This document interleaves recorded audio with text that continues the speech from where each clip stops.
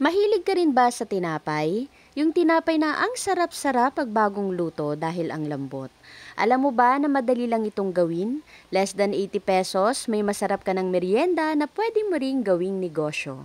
At sa recipe ko nga ngayon, gagawa tayo ng bicho-bicho na kahit kinabukasan mo pa kainin ang lambot pa rin.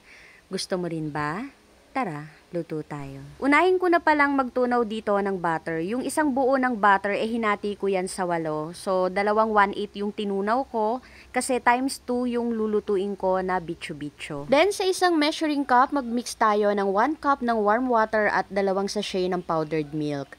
Haluin ito bago maglagay ng 4 tablespoon ng white sugar, 1/2 teaspoon salt, 2 pieces egg, melted butter at 2 teaspoon ng yeast. Haluin natin ito ng mabuti hanggang sa ma-dissolve na yung sugar at yung salt, then set aside. Next, sa isang mixing bowl, maglagay tayo ng 3 cups ng all-purpose flour at ilagay na rin natin dito yung wet ingredients na hinalo natin kanina. At kung mapapansin ninyo, hindi ko biglang ibinubuhos lahat ng wet ingredients kasi medyo mahirap itong haluin.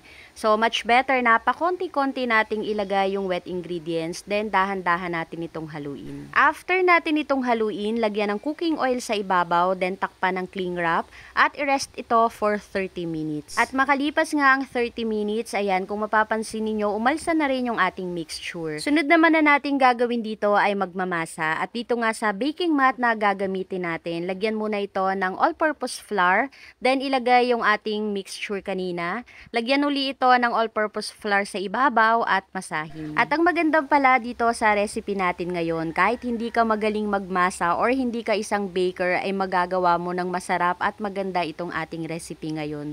Kung napansin nyo nga, fold and fold lang yung ginagawa ko dito. Yung dough pala natin, kung mapapansin niyo medyo basa or malambot. Ang dahilan po niyan para madali natin itong maisara pagka nilagyan na natin ng cheese sa gitna. At pag okay na yung ating dough, gagawa na tayo dito ng bicho-bicho. Sa paggawa naman nito ay nasa sa inyo na kung gaano kalaki yung gagawin ninyo or yung gusto ninyong magawang bicho-bicho. Ito nga ang ginawa ko ay medyo malalaki kasi umalsa pa yan. Sa gitna, nilagyan ko pala yan ng cheese para mas lalong sumarap. At sobrang dali lang pala nitong lutuin. Magpainit lang tayo ng mantika, then ipiprito lang natin ito. Kung paano tayo magluto ng karaniwang donut, ganun lang din po dito. Katamtamang lakas lang pala ng apoy yung gamit ko para hindi nga ito masunog at maluto hanggang loob. Nagmix lang din pala ako kanina ng gatas at asukal para pang-coat nga dito sa ginawa nating bicho-bicho. Nilagay ko ito sa isang supot, then iminix ko nga kasama na yung bicho-bicho at yung gatas at asukal. At tignan nyo naman kung gaano nakasarap itong ating nagawang merienda. Try nyo po ito, promise, sobrang sarap at ang lambot kahit kinabukasan nyo pa kainin. Gusto mo rin ba? Tara, kain tayo.